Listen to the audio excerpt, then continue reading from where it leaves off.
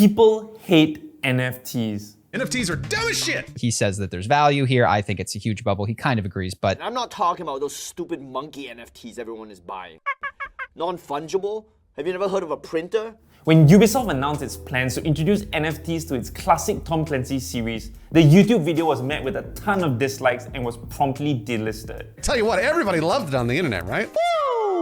And if you take a look at its Rarible page, you'll see that its collection only made a measly 35 sales as of February 2022.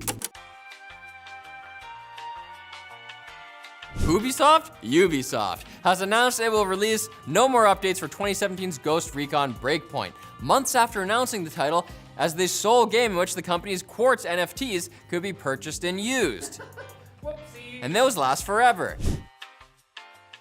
It's well known that gamers, who make up the bulk of Ubisoft's community anyway, are not the biggest fans of NFTs. But gamers are not the only ones who hate them. NFTs, not Ubisoft. When the Associated Press announced last month that it would sell some of its photographs as NFTs, the decision was described as spineless, amoral, and the news organization was told to eat shit. I kid you not. When the fan token platform Socios got involved in English football, fans showed up to a game with a banner reading, "Morally bankrupt parasite socials, not welcome."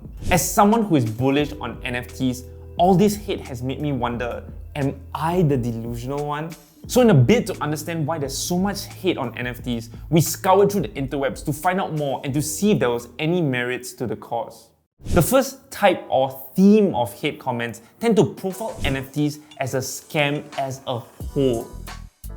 One of the top reasons for the hate is that many skeptics find it difficult to justify paying large amounts of money for a picture that you can essentially right-click and save for free. Username Go Easy On Me Folks on Reddit succinctly explained the reason why people are not all that into NFTs. He said, "You pay for a receipt, it seems.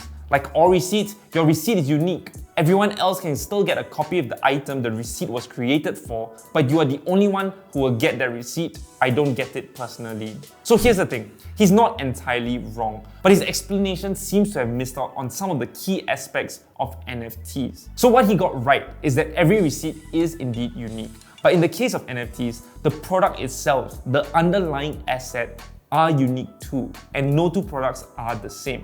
If you've seen the descriptions of some NFT projects, you will notice that they use the term randomly generated or unique a lot. Now, the most common type of NFTs are profile picture NFTs. You see people using apes as their profile pictures. These NFTs might have the same traits, but they will not have the exact same combination of traits. So if you take Bored Apes, for example, no two are exactly the same. Other NFTs, like fine art NFTs for example, or NFTs that are released by musicians, may be the same copy of the same underlying art. But again, all the pieces that you receive have unique underlying code to it, which is why the products are unique.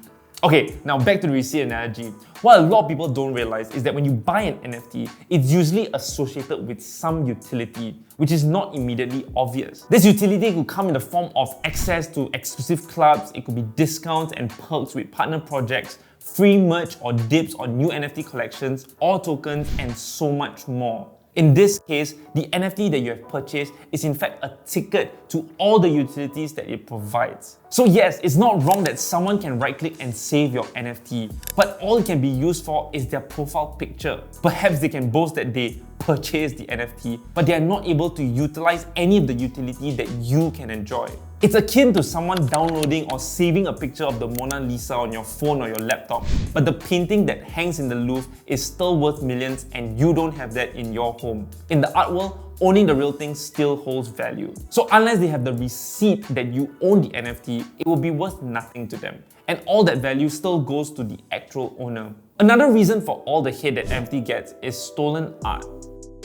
For as long as NFTs have existed, artists have complained that scammers have been stealing their work and are putting in the blockchain for them to profit from. But the artists are saying that the problem is only getting worse, as many of these art thieves are going on to rack up millions or even billions of dollars in sales. Artist Aya Trier, for example, discovered that her work had been ripped off and turned into nearly 86,000 NFTs. Prior to the NFT boom, artists saw a few thefts a day, an annoying but manageable number to file takedowns for. Suddenly, they were seeing dozens, hundreds, or even thousands of thefts in Tria's case at least. The explosion appeared to be from bots scraping artists' online galleries or even keyword searches on Google Images and then creating collections with auto-generated text. Those listings have proliferated on OpenSea. But once artists get tipped off about the thefts, it's actually up to them to get those listings removed, a process that can take nearly months. Art theft is a legitimate concern for artists, especially when these bad actors can make millions off their stolen work. And so we completely understand the hate. However, NFT marketplaces have been putting into place protocols to minimize such thefts. Major NFT marketplace like Rarible, for example, has cut down on plagiarism by implementing a human-moderated verification system, encouraging sellers and creators to link their social media accounts and preventing NFTs from non-verified sellers from showing up in searches. The marketplace even told news outlet The Verge, love them, that the number of users filing reports that they had purchased fraudulent or plagiarized NFTs have dropped by 90% since introducing these measures in early 2021. Also, while the proliferation of NFTs have been terrible for some artists, they have also helped other artists gain traction. While big auction houses like Christie's have been jumping on the NFT bandwagon, blockchain can also create opportunities for artists who reside outside of traditional art world hubs like Paris and New York to gain recognition in the arts community. The direct-to-user nature of NFT sales mean that artists can get real-time feedback from the market on their work. And for emerging artists who are looking to build up a base of support from international and even local collectors, the opportunity to adjust to the market can save vital time and resources and pocket profits without the need for a middleman. NFTs can also create opportunities for underrepresented groups such as female artists, giving them a platform for direct audience engagement. This can help them break the glass ceiling in a market that has long overlooked and undervalued their work. Other hate comments on NFTs tend to derive from scams and rug pulls, especially those endorsed by celebrities. Even porn star Lana Rhoades, I have no idea who she is, I promise, has rug pulled all her fans recently. I swear I have no idea who she is. The bad rap that NFTs get is probably mainly due to the fact that scams are abundant in the space. It now seems like every day an NFT collector is either defrauded or made victim of theft. According to a survey by Privacy HQ, 9 out of 10 respondents had experienced an NFT scam. Now going back to the Lana Rhoades example, her NFT project CryptoSys has been accused of being a rug pull as funds from the mint have been cashed out, and Rhoades has said that she may now be deleting her Discord app and distancing herself from the project. In a social media post, Rhoades said that she plans to make her NFT project a lucrative investment for holders and that her primary focus was to increase the value of her NFTs. With her collection failing to sell out as promised, she walked back on her statements, stating that she wasn't even sure that she could turn the investment around or make people profit. She appeared to be giving up on her own project, saying that it was up to her community to somehow bring value to the project going forward. Yikes. After being called out online by various YouTubers and fans, Rhoades published a series of angry tweets before apparently deleting her account. She also implied that she'll be keeping the funds earned from the project's mint, citing a need to pay out the development team. This is an example of a rug pull, and there is no shortage of rug pulls in the NFT space. A lot of the time, rug pulls are intentional. This becomes immediately apparent when a project goes dark right after mint. The founders delete all the social media accounts, the Discord servers, and then they disappear. Poof. On the other hand, there are also projects which follow the trajectory of a rug pull, but it's due to incompetence, not malice. In that light, we have the Pixelmon, an ambitious NFT project which overpromised and under-delivered. In December 2021, Pixelmon introduced itself as an upcoming virtual metaverse. Drawing inspiration from Pokemon, the project announced plans for an ambitious open-world game where players will be able to explore a vast region and train monsters known as Pixelmon. Within a month, the project garnered immense support, surpassing 100,000 followers on Twitter. It was building up to be one of the most anticipated NFT drops on the Ethereum blockchain. The entire collection was sold out within the day, and the team revealed that they generated $70 million worth of funds as a result. On the day of the reveal, however, the tides quickly turned. To Jurassic Park.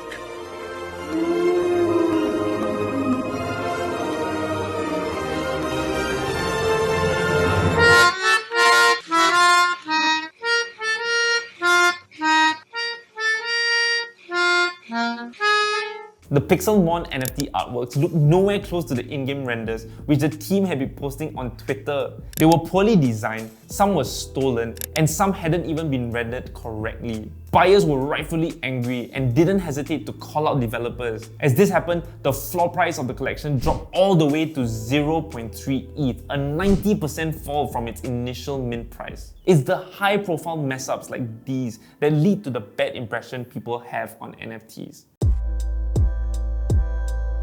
Look, I gotta admit, a lot of these reasons are very, very valid to hate on NFTs. And going back to the original example that we brought up about Ubisoft, gamers hate it when companies venture into NFTs because of the cash grab nature of it. But let me paint you an alternative picture. Imagine spending hours grinding on a game, building up your characters, weapons, items, and whatnot. But when you quit playing, all those items are stuck in-game. And sure, for years, gamers on MapleStory have been selling their accounts for cash. But now imagine being able to sell your items on a structured marketplace or exchange without having to give up the entire account. Players who play Counter-Strike or Dota have already been selling on the Steam marketplace anyway. So if you think game developers joining NFTs is a cash grab, that's fine. Game studios are smart enough to know today that pay to win is never a formula that goes down well with fans. So you most likely won't have to buy an NFT to enjoy the game in the first place. At the end of the day, the NFT space is still very nascent or new. I know it's a new word I also just found out recently. And many projects still have to prove that they can deliver utility above just making a quick money-making opportunity for investors. And with every nascent space comes the risk of falling into scams or buying into underdeveloped projects. That's why there is a need to always do your own research first before buying into an NFT project. And even so, there will still be significant risk present. That being said, there are still so many opportunities in the NFT space. So far, we've only covered the utility of JPEGs or image-based NFTs. In the future, we'll also see more prominence of things like music NFTs or real estate NFTs and so many other possibilities that we've yet to venture into. So I can't help but remain bullish about the NFT space. I think the main hate or misconception that people have on NFTs go back to the first theme of hate comments. People think that it's just a receipt or a title deed to an underlying asset. But the NFT itself is the product that comes with a unique set of codes that provides you with utility. The shot where the two of them are holding the guns has become like that meme image. Holy Christ, dude, that would sell for tens of millions? That one frame. How is that different from all the stills that already exist? The image of the NFT isn't the thing, it's the sense of ownership. Now, when you own it, now we're down to the blockchain, and this is where NFTs get interesting. And now, I can detect through technology whether you have the real one or a fake one. Gotcha. And if you have the real one, you can come have dinner with Quentin every year, you know, whatever, on the launch date of the film. And if you don't, you get fuck all. You get to enjoy the image, but you don't get, like, the Matrix code inside.